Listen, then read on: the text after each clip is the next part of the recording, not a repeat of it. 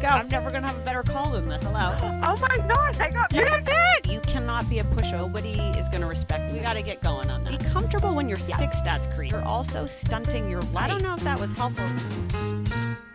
All right, welcome to Work Like a Girl. This is where you're going to hear from people about how to be great at work, not just go to work. Kayla. Hello.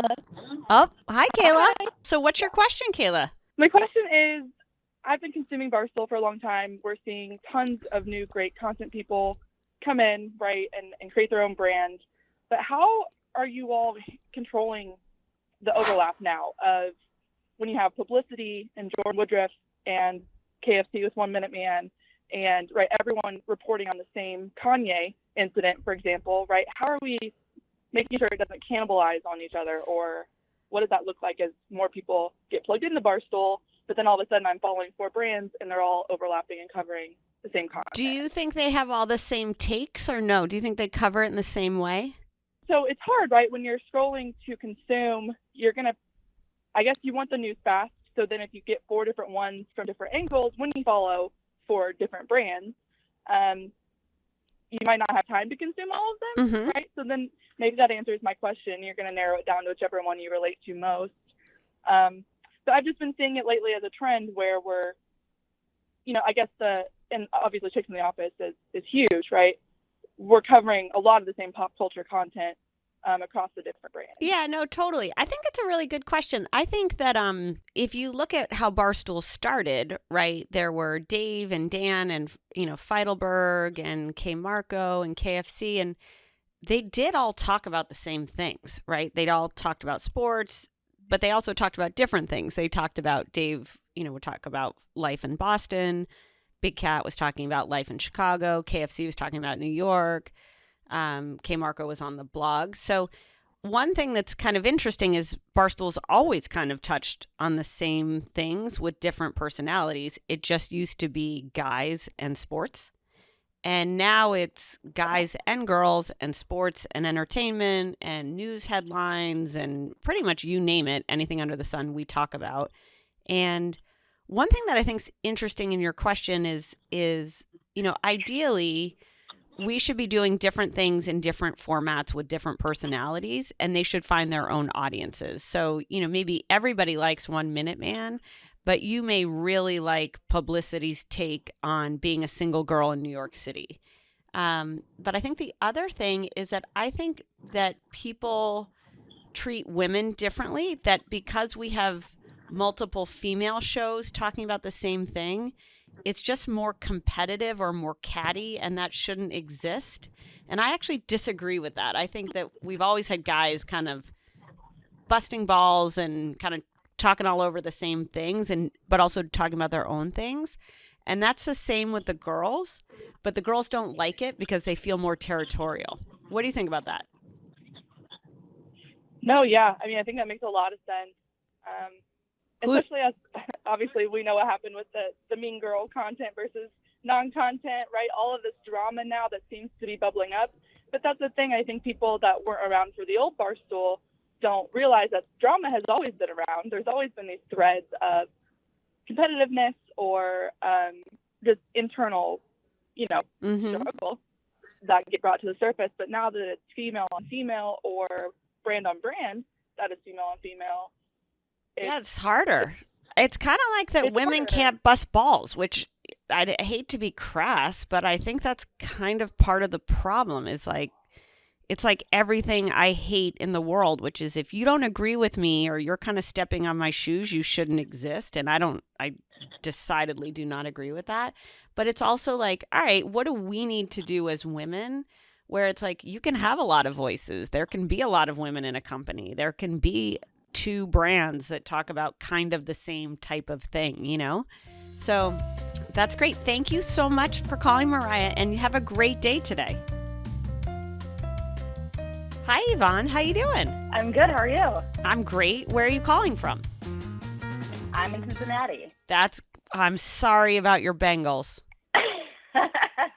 Womp womp. I am an actual Chicago fan. So you sound like you're from Chicago. Oh, thank you. You're welcome. Compliment. It is. What is going on? What do you want to talk about? So I'm curious to know about your experience in your career when you became a mom. You know, were there things that you struggled with, like emotionally, physically, mentally, and like what decisions did you kind of make along the way to have that dual role of being a mom, but then also being able to achieve, you know, one of the highest levels in a company? Yeah, it's like a kick in the nuts. Like it's hard, right? So I had my I had my first baby. So one is I took a new job and I was probably like 2 or 3 months pregnant, and it had taken me forever to have a baby. So I had been trying to have a baby forever. And I took this new high stress job. I left Yahoo to go to Demand Media. So I left Yahoo for a direct competitor. It was very dramatic. People didn't like that. And I didn't want to tell anyone that I was pregnant. One, because I was worried that it like wouldn't work out because it hadn't worked out for me in the past. And then two is I had put so much pressure on myself about being great at work and succeeding at work that I really felt like people would treat me differently or limit my opportunities or judge me, which is really screwed up, to be honest with you. Like that's just not how, this was 10 plus years ago. So I hope women don't feel like that the way I felt like that. But, so I went through that whole process. Then I had a baby in the middle of an IPO process. So I basically took like 6 weeks maternity and worked from like 1 to 4 a.m. that entire time. So I don't think I'm a great role model for A, work-life balance, or B, integrating a work life with a family life. Like I've struggled with that my whole life.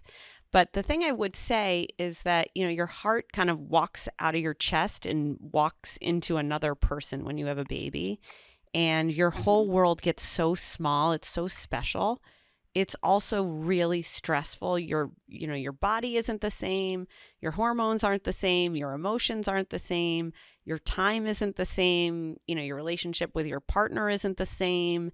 And then you're like, oh shit. And there's all this work to be done. And I still have all this ambition, and there's all these things I want to do. And I think women tend to kind of second guess themselves with all of that going on.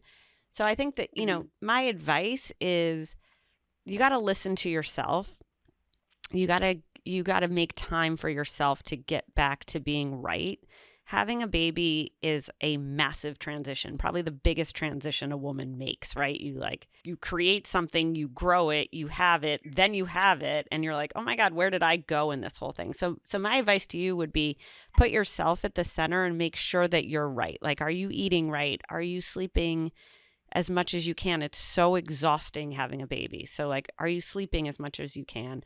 Are you getting a little bit of exercise? Are you not feeling like I felt so fat and like my body wasn't my own for so long after I had a baby? So it's like, are you working to get to the new feeling great?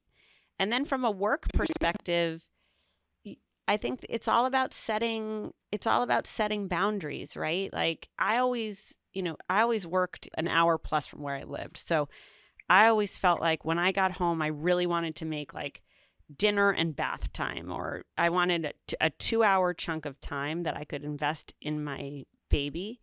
And then I always went back to work later on at night, or I was available if things were needed. And then I would rinse and repeat and get up and do it again. Like I would get the morning routine. I'd go work all day. I'd get home for the night routine and then have like late night hours. I think the late night hours piece is tough, but I think, trying to set the right boundaries and also making sure that you set boundaries around you, that would be my advice, which I don't know if it's that helpful, but that'd be my advice for how you start to navigate, honestly, having kind of 2 lives and 2 jobs.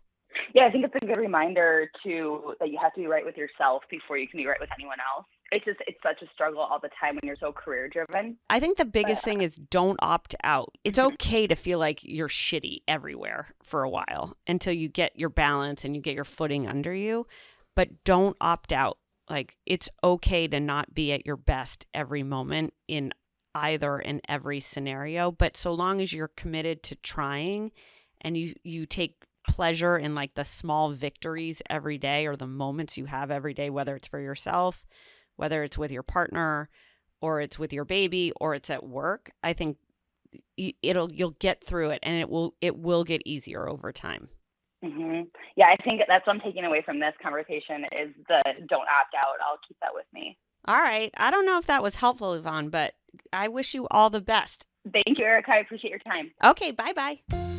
Let's go. I'm never going to have a better call than this. Hello. Oh my gosh, I got picked. You cannot be a pushover. Nobody is going to respect you. We got to get going on that. Be comfortable when you're sick, stats creep. You're also stunting your life. I don't know if that was helpful.